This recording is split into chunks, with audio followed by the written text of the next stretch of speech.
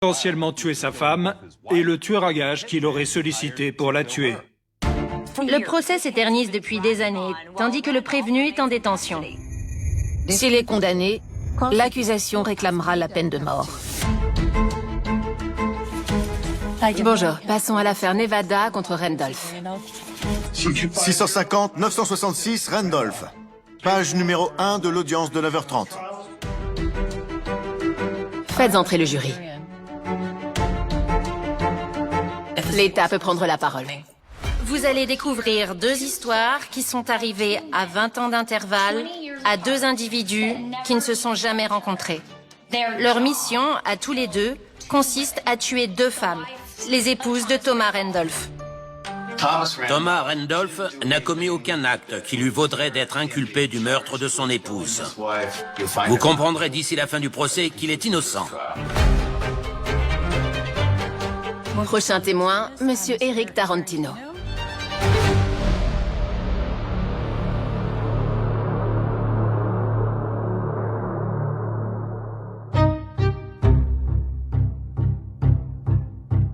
Dès que j'ai mis les pieds dans la salle d'audience, c'était reparti pour un tour. Eric se la joue super-héros, mais en réalité, c'est qu'un sale menteur. De le voir me fixer comme ça m'a glacé le sang. Je peux te dire qu'ils vont la voir, la guerre. C'est ma vie qui est en jeu. Si ça capotait, c'en était fini pour moi. J'étais stressé et inquiet, mais en même temps, j'étais plus un gosse de 19 ans. Durant votre amitié avec Monsieur Randolph, est-ce que le prévenu vous a posé des questions qui vous paraissaient étranges ou qui vous ont mis mal à l'aise? Oui. Il m'a demandé si je me sentais capable de faire du mal à quelqu'un, de tirer sur quelqu'un. Il voulait savoir si j'en ferais des cauchemars. Et ensuite, il m'a dit qu'il voulait que je tue sa femme. Vous a-t-il expliqué pourquoi il voulait tuer Becky? Pour toucher son assurance vie. J'ai dit la vérité, c'était mon devoir. On a parlé de l'idée d'un cambriolage. J'étais censé voler des trucs, fouiller les tiroirs. Et quand Becky arriverait, je devais lui tirer dessus et m'en aller. C'était soit je la tuais, soit c'est lui qui me tuait. Ça a fait l'effet d'une bombe. Sharon avait connu le même sort que celui qui était réservé à Becky 20 ans plus tôt. Difficile de faire plus suspect que ça. Connaissiez-vous une dame qui répondra par la suite au nom de Becky Randolph? Oui. Comment? Elle s'est mariée avec Tom le jour où notre divorce a été prononcé. Et elle s'était exprimée sur le fait qu'elle avait peur quand elle se disputait avec Tom. Quand je pense au nombre de personnes qu'il a fait atrocement souffrir pendant toutes ces années, d'une certaine façon, je culpabilise d'avoir survécu. Mais je suis contente d'avoir pu m'exprimer. J'ai témoigné lors de son procès pour meurtre et j'étais bien contente de le faire. Je voulais m'assurer qu'il passe la fin de ses jours en prison. Il était en train de nettoyer son arme à la table. Un coup est parti, juste à côté de moi.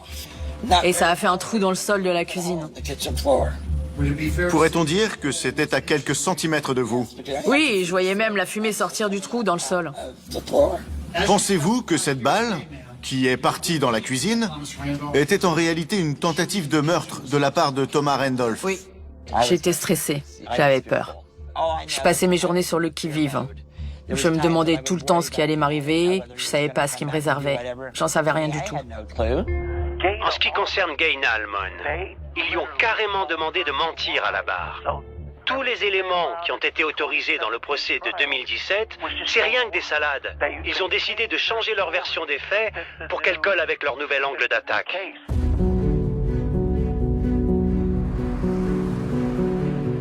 Les jurés ont commencé leur délibération à 9h ce matin. On vous tient informé. Le jury a délibéré pendant plusieurs jours, ce qui était plutôt encourageant pour la défense. J'ai jamais eu aussi peur. Il semblerait que le verdict soit pour aujourd'hui. Tout ce qu'on pouvait espérer, c'était que les jurés comprennent qu'on était sur des charbons ardents pendant tout le procès. Verdict. Nous, jurés de l'affaire susmentionnée, déclarons Thomas William Randolph comme suit.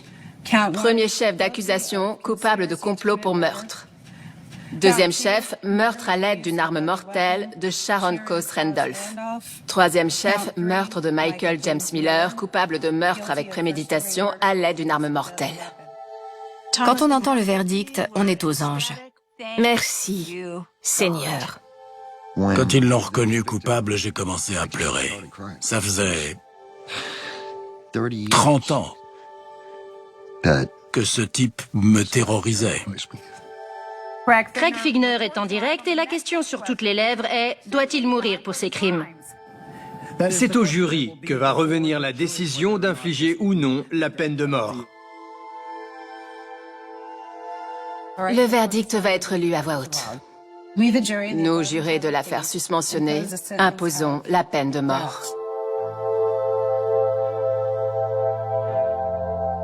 Ça fera du bien que justice soit faite. Il a ce qu'il mérite. J'étais tellement heureuse que ce soit comme ça qu'il finisse ses jours. Je me revois quitter le tribunal en sanglots pendant que ma mère me tenait dans ses bras.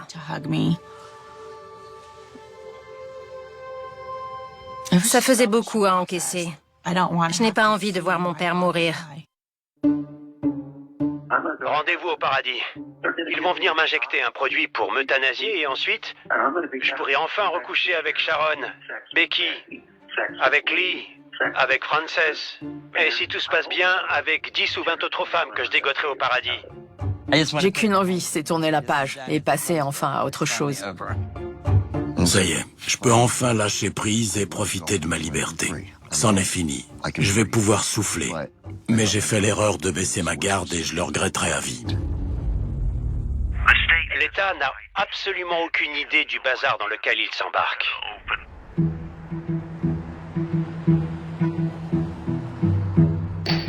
Affaire 73825. Randolph contre l'État. Êtes-vous disposé à prendre la parole? Je vous remercie, Madame la Présidente de la Cour suprême. La seule et unique raison pour laquelle le prévenu a été déclaré coupable dans cette affaire est que Thomas Randolph a été dépeint comme un homme tuant ses épouses les unes après les autres. La Cour suprême du Nevada crée la surprise en annulant la condamnation de Thomas Randolph. La Cour suprême était d'accord avec nous pour dire que l'affaire Becky avait pris beaucoup trop de place dans le procès. Ils ont décidé de lire entre les lignes. Et la Cour suprême a bien fait son boulot. Quand j'ai appris que la Cour suprême du Nevada avait décidé d'annuler la condamnation de mon père, évidemment que j'étais folle de joie. J'étais écœuré. J'étais mort de peur. Ils ont mis ma vie en péril, tout ça pour qu'ils s'en sortent. C'est à vomir. Il parvient toujours à s'en tirer. On était fous de rage. J'étais très déçu d'apprendre que la décision avait été prise d'engager un nouveau procès.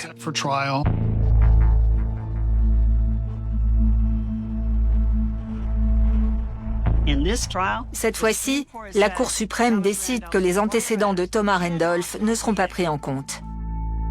Et ça pourrait coûter l'affaire au procureur. Mon témoignage n'a pas été admis. Sans moi, l'accusation ne pouvait pas mettre en lumière le lien avec l'assurance vie, le lien avec le tueur à gages, le fil rouge entre les deux meurtres.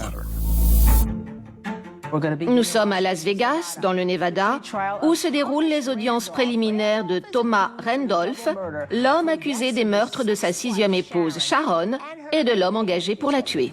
Attends, il faut appuyer. Voilà. Merci. 3 ans se sont écoulés et ça se voit. La juge et les procureurs ont changé, ainsi que les défenseurs. Et je peux vous assurer que ces gars-là ne rigolent pas. Je m'appelle Josh Tomchek, avocat pénaliste au Nevada. Tom Randolph a eu 6 femmes, dont 4 sont décédées. Est-ce la faute à pas de chance? Bien sûr. Mais ça ne prouve en aucun cas que cet homme a quoi que ce soit à voir avec la mort de certaines de ses femmes. À mon avis, M. Randolph n'a pas eu droit à un procès équitable. L'État du Nevada était déjà convaincu de sa culpabilité. Les procureurs se sont concentrés sur les détails qui pouvaient le faire apparaître comme coupable, tout en décidant d'ignorer la multitude de faits qui le présentaient comme l'homme innocent qu'il est. Dans un procès équitable, il sera jugé pour les faits de cette affaire. Côté accusation, ils avaient pour mission de convaincre les jurés de la culpabilité de Thomas Randolph, sans mentionner la mort de Becky. Je suis Pam Oekerley. Et moi, Christopher Hamner. Et on est les procureurs de l'affaire Randolph. C'est en mettant tous les détails de l'affaire bout à bout qu'on parviendra à le faire condamner. On n'a pas une carte maîtresse à jouer. Donc on va s'appuyer sur différents éléments, comme la balistique, les déclarations du prévenu ou encore l'assurance vie. C'était pas facile à préparer comme affaire. On en a bavé. Tout ce qui compte dans cette histoire, c'est ce qui s'est réellement passé ce soir-là et ce qu'ils peuvent prouver. C'est-à-dire absolument que dalle, parce que je sais que j'ai rien fait de mal. Si le procès est équitable, je rentre chez moi. Thomas Randolph a-t-il agi par légitime défense après le meurtre de sa femme ou comploté en vue de la faire tuer? C'est au jury d'en décider. En 2023, tous les acteurs de la vie de Thomas Randolph repassent la porte du tribunal. Il a manipulé le système jusqu'à la moelle. C'est dur de le revoir en procès. J'espère juste qu'ils le reconnaîtront une nouvelle fois coupable. J'ai peur. J'espère qu'il s'en tirera pas parce qu'il n'y aura pas de troisième procès. Tu vas le regarder dans les yeux? J'ai le poignardé du regard si tu veux tout savoir. Non. Il est hors de question que je regarde cet homme dans les yeux parce qu'il me répugne. J'ai hâte qu'on en finisse et qu'il soit reconnu coupable. Je suis plutôt confiant. Je sais que mes avocats vont tout déchirer.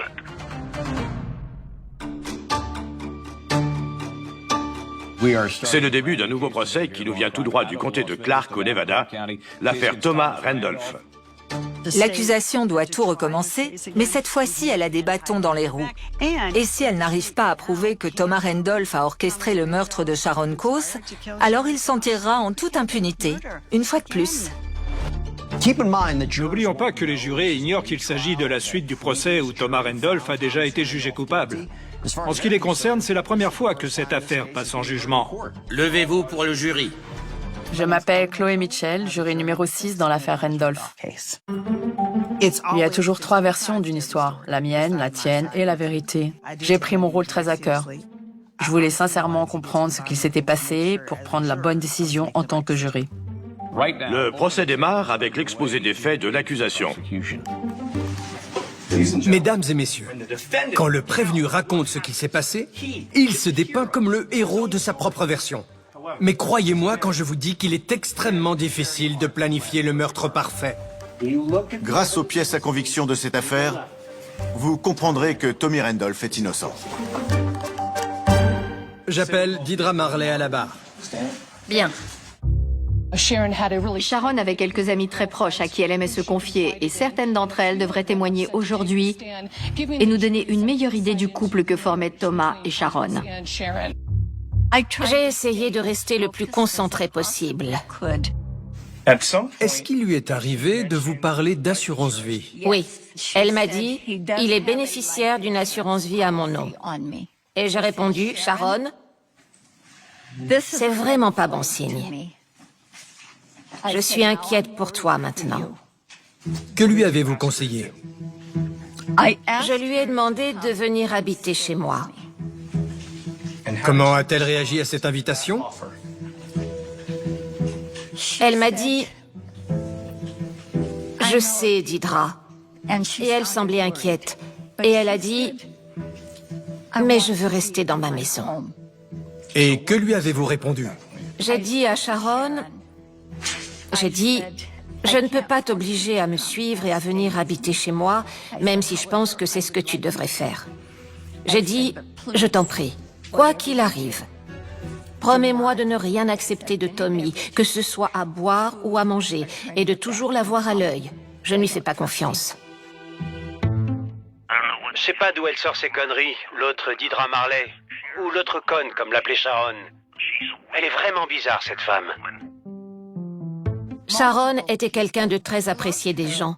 Et c'était extrêmement dur de la savoir avec ce que j'estime être la pire des raclures. Est-ce que vous vous rappelez d'une discussion au sujet d'une assurance vie? Oui, ça m'a semblé étrange. Je lui ai dit, Sharon, 2 personnes qui s'aiment ne s'amusent pas à planifier leur mort. Avez-vous mentionné à Sharon que vous aviez des inquiétudes quant au couple qu'elle formait avec Thomas Randolph? Tout à fait. À chaque fois qu'on se voyait. Est-ce que vous étiez heureuse que votre mère soit en couple avec cet individu? Non. À quelle fréquence parlait-il d'assurance vie? Je dirais assez souvent. Expliquez-nous ce qu'il s'est passé quand vous avez appris le décès de votre mère. Qu'avez-vous dit? Qu'est-ce que tu as fait à ma mère? Le moment où la défense instaure cette idée de doute raisonnable, c'est lors des contre-interrogatoires. Vous n'aimiez pas Thomas Randolph? Non, en effet. Et ce, depuis le tout premier jour, c'est exact. Dès que je l'ai vu. Ils ont essayé de me déstabiliser. Ils ont essayé de me faire dire ce que je n'avais pas dit. Aviez-vous dit à la police que vous aviez entendu parler d'une assurance vie contractée au nom de Sharon, mais que vous ne vous rappeliez plus ni de quand, ni de qui vous teniez cette information? Les avocats de Thomas Randolph avaient pour mission de prouver la partialité des témoignages des proches de Sharon. Vous êtes actuellement en train de lancer des regards noirs à Tommy. Vous confirmez? Oui, Vous le détestez, n'est-ce pas? je l'exècre. Les amis de Sharon n'aiment pas cet homme. Aucune d'entre elles n'avait quelque chose de positif à dire sur lui. Elles ont parlé d'assurance vie. Mais après ça, il y a eu un revirement de situation.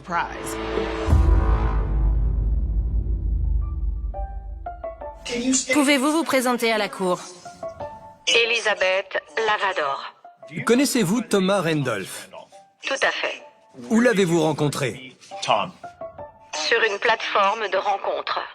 C'était sa maîtresse. Est-ce que vous avez continué à fréquenter Monsieur Randolph pendant qu'il était en couple et marié avec Sharon? Oui. Ce témoignage a le potentiel de bouleverser l'affaire et de faire du tort à la défense de Thomas Randolph.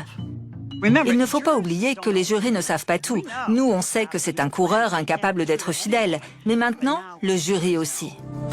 Son témoignage a été déterminant dans l'affaire. Au cours de votre relation avec Monsieur Randolph, est-ce que vous avez discuté d'assurance vie? Thomas a abordé le sujet. Il m'a conseillé de contracter une assurance vie pour le bien de ma fille. Comment étiez-vous censé payer l'assurance vie? C'est lui qui devait la souscrire pour moi. Ils n'étaient pas mariés, ils n'avaient pas d'enfants ensemble, ni rien de tout ça. Donc pourquoi est-ce qu'il aurait fallu qu'ils soient liés par une assurance vie? La stratégie de la défense a été de neutraliser l'impact de ce témoignage. J'ai moi-même une assurance vie et je suis bénéficiaire de celle de ma femme. Ça ne veut absolument pas dire qu'on a un mobile pour tuer l'autre. Ça veut juste dire qu'on tient l'un à l'autre. Et le fait que l'accusation insinue que c'est la preuve que Thomas Randolph est complice d'un homicide, ou que c'est lui qui aurait tiré toutes les ficelles, c'est absurde. Vous avez parlé d'une histoire d'assurance vie. Est-ce que vous vous souvenez, plus ou moins, quand elle a été contractée? Ça devait faire 1 an et demi qu'on était ensemble. Question stupide, mais vous n'êtes pas morte après avoir pris cette assurance vie, si? Non. Ils veulent faire croire que c'est un mobile. Mais la réalité, c'est que je crois aux assurances. Ça fait partie de la vie. C'est important d'avoir un filet de sécurité. Pas d'autres questions. Malgré ce qu'a dit Lizzie, le point va à la défense. Ce n'est pas si déconnant que ça d'être le bénéficiaire de l'assurance vie de son épouse. Lors du premier procès de 2017, la défense a dû se battre bec et ongles contre les antécédents conjugaux de Thomas Randolph autorisés dans l'affaire. Aujourd'hui, elle va donc mettre les bouchées doubles sur Mike Miller, qui, si l'on en croit les pièces à conviction, aurait tué Sharon Randolph. C'est Mike Miller qui a tiré sur Sharon. Mais à nos yeux, Monsieur Randolph a tout manigancé.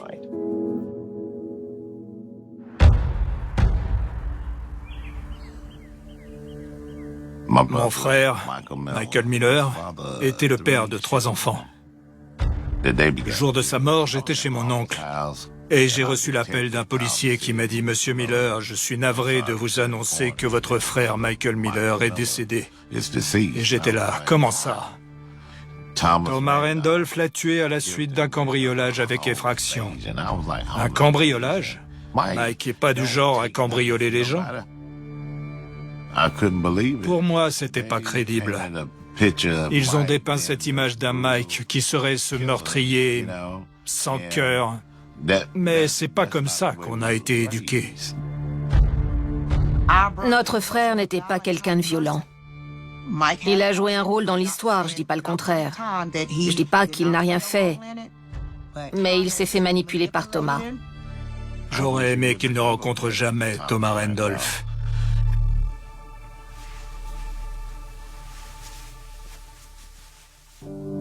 Thomas Randolph payait des petits cachets à Mike. Mais il y avait quelque chose qui clochait. Tous les jours, il l'appâtait avec une nouvelle carotte. Je peux te payer ça, ou je peux m'occuper de ça. Et je dois avouer que je trouvais ça louche. J'ai beaucoup de peine pour Mike Miller, parce que je sais très bien ce qu'il a vécu. On a vécu la même chose. Mais sans mon témoignage, il ne pouvait pas prouver que c'était une victime. Quand on a découvert que Thomas Randolph avait eu plusieurs femmes, on s'est tout de suite dit « c'est obligé que c'est un tueur en série ». Son fonds de commerce, c'était les assurances-vie. Et ce type avait tenté le coup avec combien de femmes? 6? Il faut arrêter.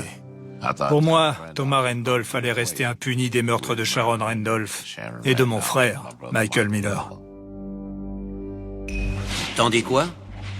L'État veut faire croire à tout le monde que Thomas Randolph a utilisé Mike Miller pour qu'il fasse son sale boulot. Mais en réalité, c'est Mike Miller qui a manipulé Thomas Randolph. Il voulait se servir de lui. Il avait fait le repérage du domicile.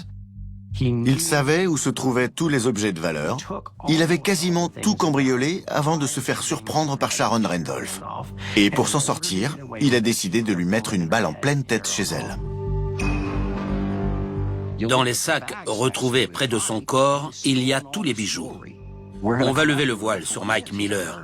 C'est un meurtrier, une ordure. C'est vraiment pas quelqu'un de bien, on le sait. Il va sans dire que Mike Miller était loin d'être parfait. Et le fait que l'accusation ait pris le parti de le représenter comme la victime de cette affaire est non seulement infondé, mais c'en est presque insultant. En se basant sur les pièces à conviction, les procureurs en personne confirmeront que Mike Miller a tué une femme à son domicile en lui tirant une balle dans la tête, et ce, de sang-froid. C'est un fait. Et au moment où c'est arrivé, il est évident qu'il était en train de voler les Randolph. Et on peut le prouver. La mission qui incombe à l'accusation est de présenter une analyse claire et convaincante qui permettra de prouver que Thomas Randolph s'est servi de Mike Miller comme d'une marionnette pour tirer sur Sharon et la tuer.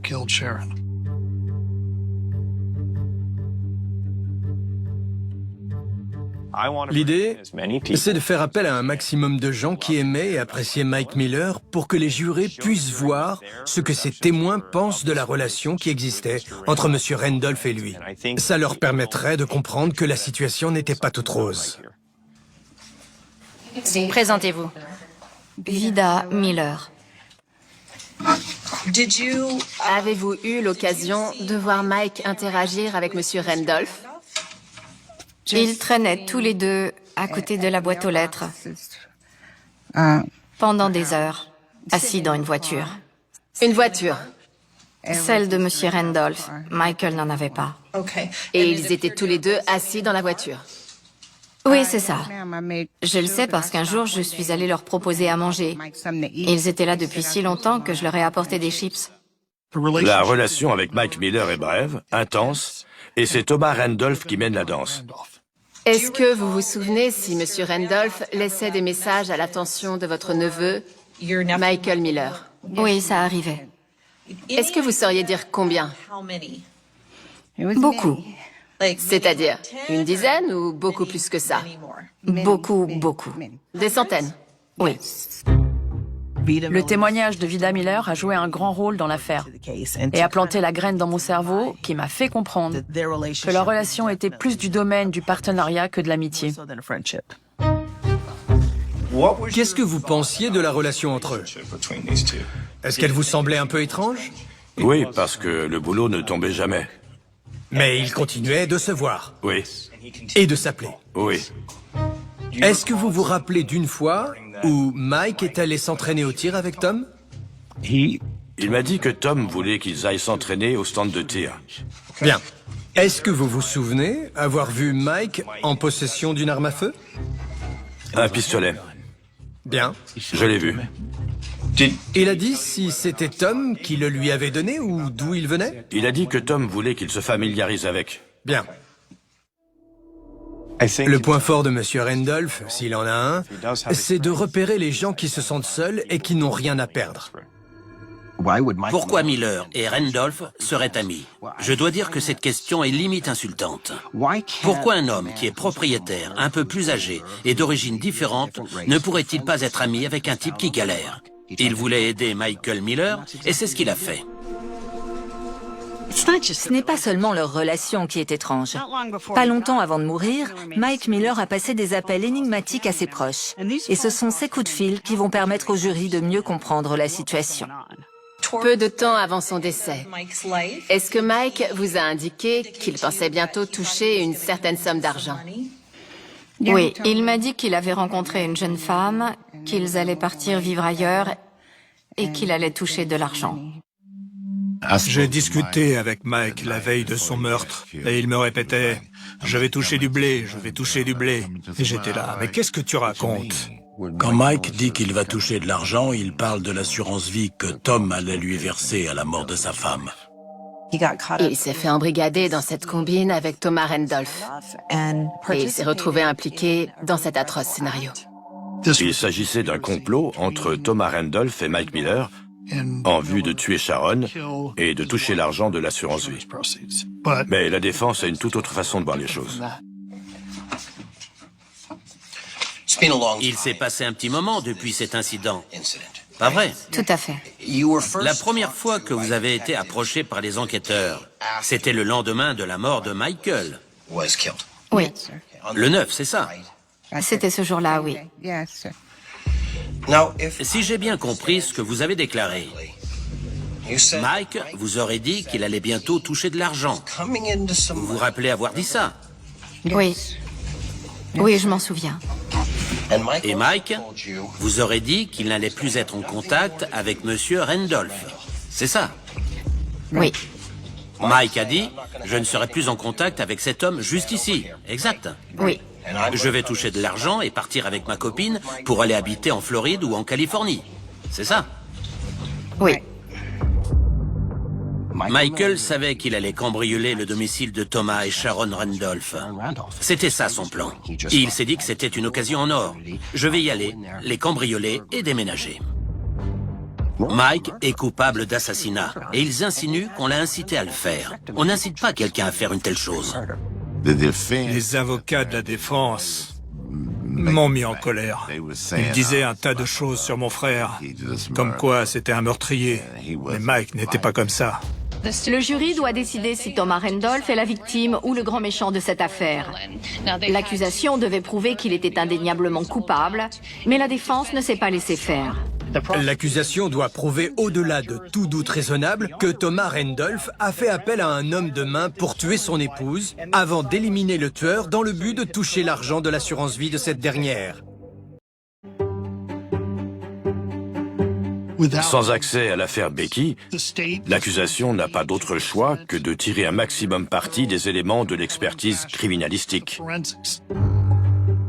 Quand ses efforts pour établir un mobile et éclaircir la relation avec Mike Miller ont fait chou blanc, tout ce qui reste à l'accusation, c'est la criminalistique. Et comme on le sait, Thomas Randolph est doué pour contourner ce problème. On s'est mis à éplucher ses interrogatoires et ses reconstitutions. Il pensait pouvoir nous baratiner. Mais il a commis des erreurs pendant ses interrogatoires. Au premier coup que vous tirez, il est ici. Face à vous. Je dirais que oui. Peut-être un peu plus de ce côté ou un peu plus de l'autre. Ok. L'idée, c'est d'utiliser Thomas Randolph contre lui-même. On devrait condamner Thomas Randolph parce qu'il ne sait pas exactement où il se trouvait au moment où il a tiré la 3e, 4e ou 5e fois, alors qu'il ne sait même pas combien de fois il a tiré. Qu'est-ce qu'on s'en fout? Je trouve pas ça logique. Les enquêteurs sur l'affaire ont exigé que Thomas Randolph fasse cette reconstitution. Il est important que les jurés comprennent qu'on l'a forcé à reconstituer la scène sans la présence d'un avocat. C'est complètement déplacé. Vous confirmez agir délibérément pour nous permettre de mieux comprendre la situation? On peut voir sur les images qu'il est sous l'emprise de médicaments. C'est flagrant quand on lui demande s'il est contraint ou non de faire tout ça. Cette vidéo est-elle admissible? Non. Mais c'est pas moi qui décide. C'est la carte maîtresse de l'accusation, maintenant qu'ils ne peuvent pas mentionner l'Utah. La reconstitution, ils n'ont que ce mot à la bouche. Personnellement, je la trouve très bien, cette reconstitution. Cette vidéo ouvre la voie au témoin clé de l'accusation, celui qui pourra contester la version de Thomas Randolph sur cette fameuse soirée. C'est un tournant décisif dans l'affaire Randolph. L'enquêteur chargé de l'enquête, Dean O'Kelly, sera le dernier et le plus important témoin avant la présentation des conclusions. Un témoignage qui va jouer un rôle déterminant pour l'accusation avec l'enquêteur à l'origine de la reconstitution. La pièce à conviction la plus spectaculaire du procès. Toute l'affaire va se jouer sur le témoignage de l'inspecteur O'Kelly. Un enquêteur criminel qui est à la fois expérimenté, qui sait s'exprimer et qui est soucieux du détail. Il m'apprécie pas du tout. Dean O'Kelly a clairement une dent contre moi. Y avait-il du sang dans cette zone? Non, zéro. Pensiez-vous trouver un impact de balle dans ce couloir? Oui. Je sais pas combien de fois j'ai tiré, mais j'ai continué sans m'arrêter. C'était le cas? Non. En quoi ce détail était-il utile à l'enquête? Parce qu'on n'a trouvé aucun indice balistique dans le couloir qui permettait de confirmer la description que M. Randolph nous avait donnée de ses tirs. En revanche, on a trouvé ces indices balistiques à l'intérieur du garage. À l'aide de plans du domicile, l'expert a déterminé que la blessure mortelle infligée au cambrioleur n'était pas de la légitime défense, mais plutôt une exécution. Si Thomas Randolph était suffisamment terrifié par Mike Miller pour le canarder dans le couloir, alors pourquoi l'expertise balistique appuie la théorie d'une exécution dans le garage? C'est seulement à partir du moment où j'ai assisté au second procès de mon père que j'ai commencé à remettre en question le déroulé des faits. Et j'ai compris à ce moment précis que je n'avais aucune idée de ce dont mon père était capable. Arrive ensuite l'histoire de la cagoule. Si cette affaire a bien un coup de théâtre similaire à celui des gants de l'affaire O.J. Simpson, c'est celui de la cagoule. Y a-t-il un élément de cette photo qui a été décisif dans l'enquête? Tout à fait. Il s'agit de la cagoule qui a été retrouvée à cette place quand on est arrivé sur les lieux. Je vous invite à écouter ce que M. Randolph a déclaré sur la cagoule que portait M. Miller. Vous avez enlevé la cagoule? Non, la cagoule était à côté de lui. Et est-ce qu'à un moment ou un autre, vous avez vu son visage? Quand je l'ai retourné, j'ai pu voir son visage. Et vous avez reconnu Mike? Ouais. Est-ce que son état vous a interpellé? Oui. L'expert sur place a examiné la cagoule et cette dernière ne présentait aucune altération, que ce soit un impact de balle ou encore même des traces de sang. Est-ce que ça contrastait avec les dires de M. Randolph? Oui. C'est-à-dire? M. Randolph avait déclaré qu'il avait percuté M. Miller encagoulé sur le pas de la porte et qu'il s'était mis à lui tirer dessus à plusieurs reprises avant qu'il ne tombe au sol dans le garage. On pense que Michael Miller était dans le garage et qu'il avait retiré sa cagoule le temps de rassembler ses affaires avant de pouvoir quitter la maison. Thomas Randolph lui aurait alors tiré dessus pour ne laisser aucun témoin derrière lui. Pourquoi la cagoule était intacte? Mike l'avait retirée. Et pourquoi il aurait fait ça après avoir tué Sharon? Il était de mèche avec Thomas Randolph. Dans son témoignage, Dean O'Kelly fait tout un flanc de ce détail. Et l'accusation élude complètement le fait que Tommy Randolph a déclaré avoir percuté l'homme à la cagoule et que cette dernière a bougé sur son visage. Je ne sais pas vous, mais personnellement, si je portais une cagoule et qu'en bougeant, elle m'empêchait de voir correctement, mon premier réflexe serait de la retirer. En grande majorité, tout ce qu'il dit lors de la reconstitution est raccord avec les pièces à conviction. Il s'est juste légèrement trompé sur l'endroit où il se trouvait. C'est tout. À plus d'une reprise, Thomas Randolph vous a dit, à vous et aux autres enquêteurs, que quand il a percuté Michael, la cagoule a bougé. Elle est remontée. Vous vous en souvenez? Oui, il m'a dit qu'au moment de la collision, la cagoule avait bougé et qu'il voyait son menton. Êtes-vous d'accord pour dire que lorsqu'une cagoule nous empêche de voir, l'un des moyens de régler le problème, c'est de la retirer? Oui? Tout à fait. Si son but est de tuer Sharon Randolph, il n'y a pas de raison qu'il dissimule son identité, étant donné que la victime ne sera plus en vie après ce cambriolage. C'est exact. Ou alors, si on s'apprête à tuer quelqu'un qu'on connaît bien, on peut ne pas avoir envie qu'il nous voie pendant qu'on passe à l'acte. Nous reviendrons à 13h30 pour vous donner de plus amples informations. On aura peut-être le verdict. Les proches des victimes ont attendu 15 ans après la mort de Sharon Randolph et de Michael Miller. Et le verdict pourrait tomber à tout moment. Êtes-vous prêt à conclure? Tout à fait. Allez-y, monsieur Hamner.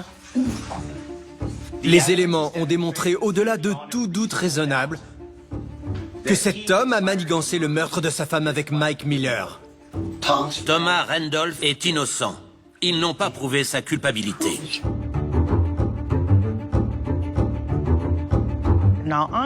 Pour tout vous avouer, je n'étais pas sûre à 100% de quel côté j'allais pencher. Les jurés sont imprévisibles.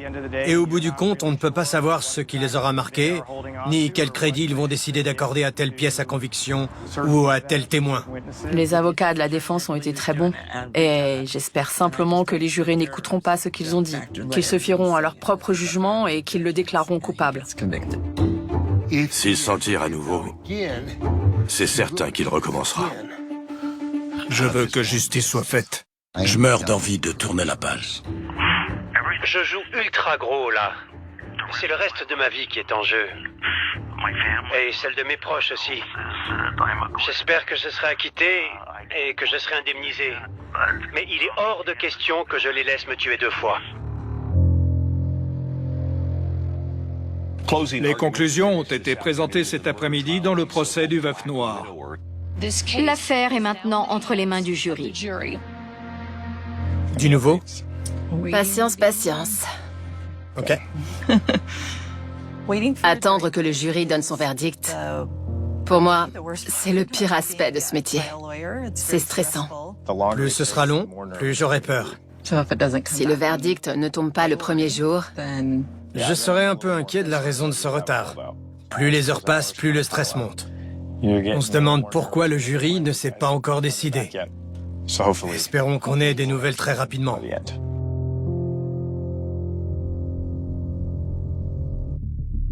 Tu penses qu'on aurait pu faire autrement? À part faire témoigner notre client, je ne pense pas. Je sais. Honnêtement, ça l'aurait pas fait. On a pris la bonne décision. Le bon point, c'est que Tom a aimé notre conclusion. Il a passé plus de 10 ans en détention provisoire dans l'attente qu'un jury ait enfin la possibilité d'entendre la vérité. Je souhaite du plus profond de mon cœur que le verdict innocente enfin Thomas Randolph. J'angoisse carrément. Mes avocats n'arrêtent pas de me dire de les laisser faire leur boulot, mais ça me rend dingue.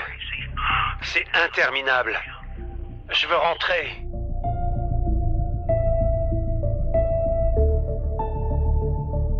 On se retrouve donc dans la salle des délibérations. On vient de passer les 2 dernières semaines ensemble.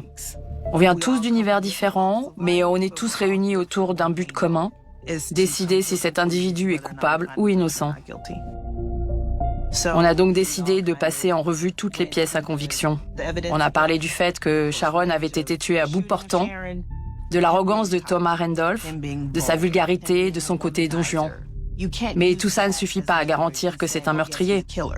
L'un n'oblige pas forcément l'autre, donc on ne peut absolument pas décider de le mettre dans la catégorie des tueurs, sous prétexte qu'il a dit telle ou telle chose, ou qu'il s'est comporté de telle façon, non? Le point sur les actualités locales de l'après-midi. Le verdict est tombé pour l'homme qu'on appelle le veuf noir, Thomas Randolph.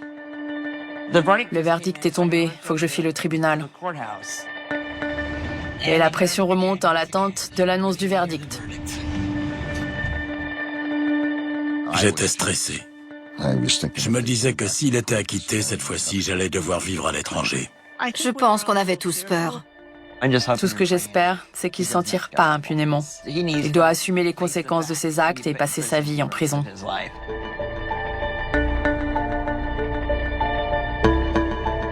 Monsieur Dyer, le jury a-t-il un verdict? Oui. Veuillez confier le document à l'agent.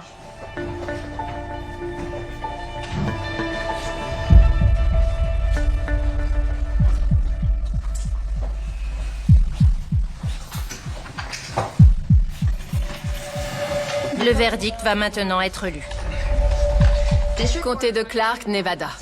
L'État du Nevada contre Thomas Randolph.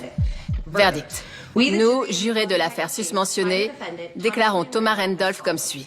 Premier chef d'accusation, complot pour meurtre. Coupable de complot pour meurtre. Deuxième chef, meurtre à l'aide d'une arme mortelle de Sharon Randolph. Coupable d'assassinat à l'aide d'une arme mortelle. Troisième chef, meurtre à l'aide d'une arme mortelle de Michael Miller. Coupable d'assassinat à l'aide d'une arme mortelle, daté du 24 août 2023 et signé David Dyer. Mesdames et messieurs du jury, ce verdict est-il celui auquel vous avez abouti? Oui. Coupable. J'ai jamais été aussi heureuse. C'est le plus beau jour de ma vie. Becky doit danser au paradis après cette condamnation. Tu ne t'en sortiras pas. Pas cette fois. Quand ils ont dit coupable, on s'est tous les deux mis à pleurer. Le procès a traîné sur plus de 20 ans. T'es coupable, ciao.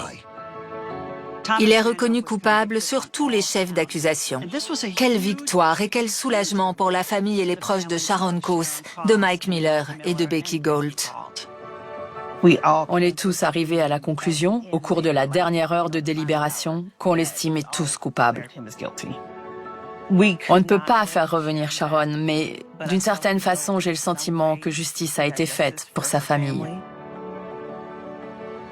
C'était une vraie victoire d'entendre ce verdict et d'apprendre que M. Randolph ne sera plus jamais libre et qu'il ne pourra plus jamais faire de mal à personne.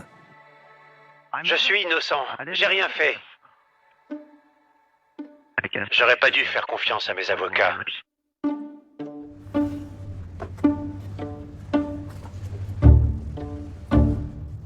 J'ai l'impression d'être prise au piège dans un cauchemar interminable qui dure depuis que j'ai l'âge de 6 ans. Mon père a eu un procès équitable cette fois-ci et je dois simplement respecter la décision et l'avis du jury. Il a fallu que j'apprenne à ne surtout pas me définir par mon père, ni par mon nom de famille. Les jurys ont pris leur décision et je vais prononcer une peine en fonction de ce que le jury a décidé en 2023.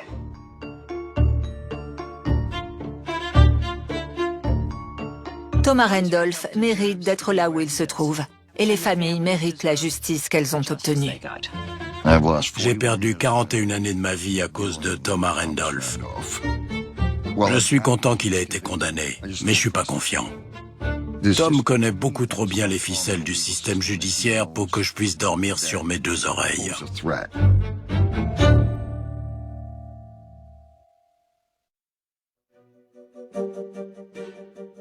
Bonjour. Je ne peux pas baisser les bras. C'est impossible. Je dois faire ce que j'ai toujours fait. L'heure est venue de me retrousser les manches, de garder les idées claires et de faire tout mon possible pour m'en sortir. Je dois faire ce que je fais de mieux, être moi-même.